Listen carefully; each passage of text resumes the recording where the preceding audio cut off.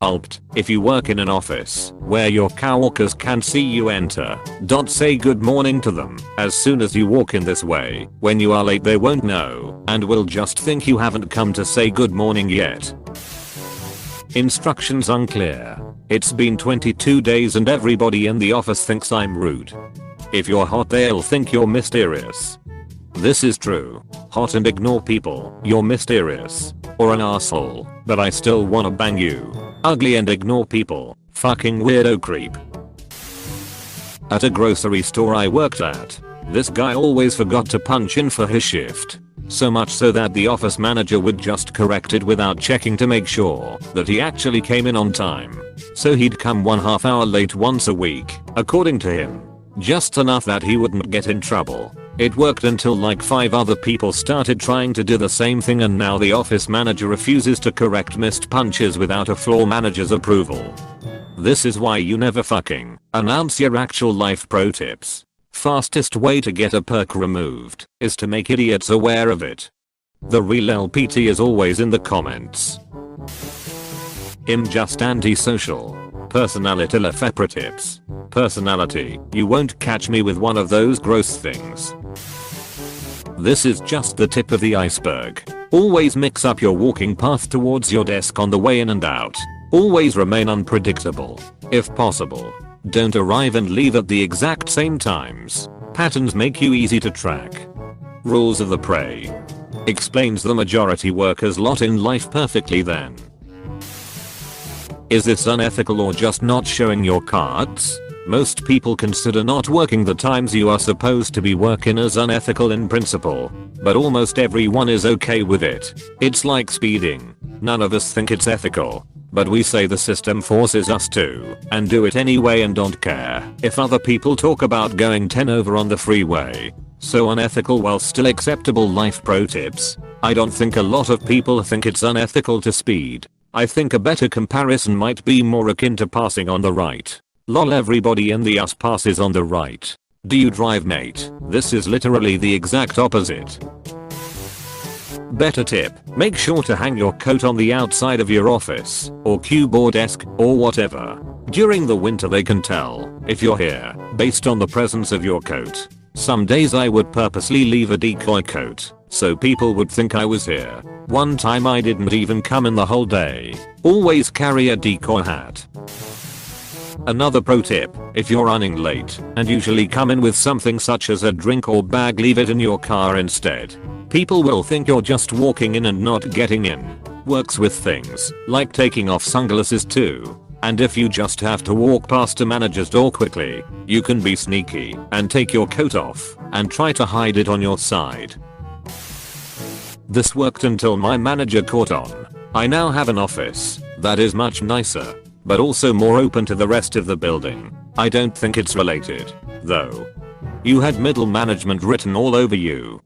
I work middle management, but can you explain your comment for me? I'm dumb. It is from Office Space. Main character quits caring at work and starts coming in late or ditching work to go fishing, and they keep promoting him while firing his harder working friends. The Manning consultants note that Peter has middle management written all over him. It is a classic must-watch movie, especially if you work in an office or, strangely enough, served time in the military. I think it had a lot to do with the creation of the show The Office. The Office is a British mockumentary sitcom which began in 2001, written by Ricky Gervais and Stephen Merchant, which has spawned franchise remakes and spin-offs in several European countries as well as the long-running American version.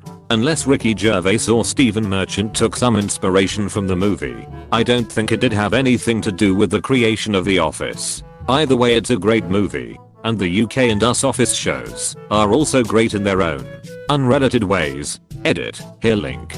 BBC, co. UK/comedy/theatres/deathguide/deathguide1.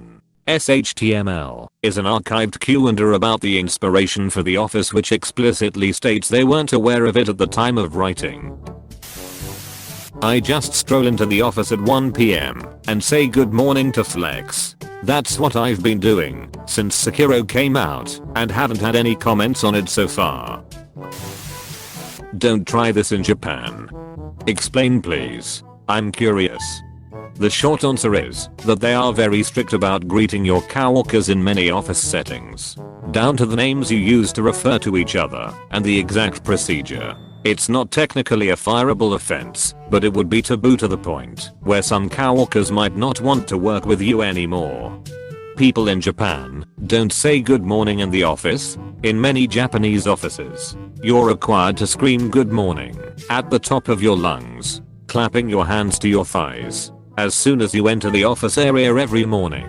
Everyone in the office then shouts good morning back to you. And no, it doesn't matter if you're the first one in. My admin has learned this very well. For about a year she was 10 to 15 minutes late every day. The owners caught wind of it. They now have cameras up on every door. They review the tapes once a week and adjust her pay accordingly. 3 weeks of an hour plus less pay, and she started arriving on time. She lives 10 minutes away. I hope the cameras and time spent reviewing footage cost them more than the savings from adjusting her wages. I'd be willing to bet that they did.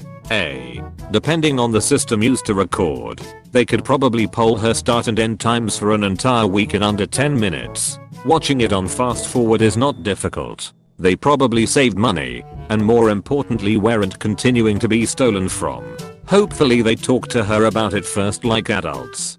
They probably saved money, and more importantly weren't continuing to be stolen from. Lol. We are all just cogs in a machine. No matter what that employee's output was, your assumption is that she was stealing time. K.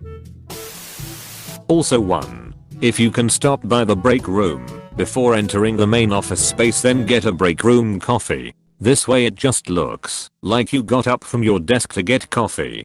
2. If you have stuff to bring in, leave it in your car and get it at break time. Carrying in your lunch bag is pretty obvious.